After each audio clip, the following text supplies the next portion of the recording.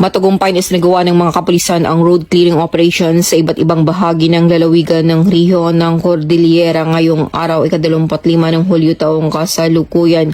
Pinangunahan ito ng kapulisan kasama ang iba't ibang ahensya mula sa MDRRMO, DPWH, Bureau of Fire Protection o BFP, Philippine Coast Guard o PCG, katuwang ang mga local barangay officials.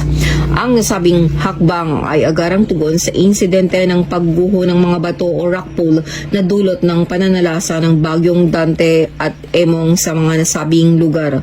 Nilinis at nadaraanan na muli ang apektadong kalsada, subalit pinapayuhan pa rin ang publiko, lalo na ang mga motorista, na mag-ingat sa pagdaan sa lugar dahil sa banta ng posibleng karagdagang pagbagsak ng mga debris mula sa bundok.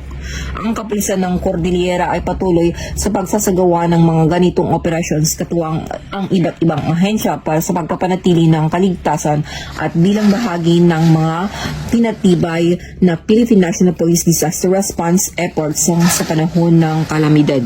Mula dito sa rehiyon ng Cordillera, ito ang iyong PNN correspondent, Police Master Sergeant Lenny Valerio, alagad ng batas, tagataguyod ng Balitang Pulis.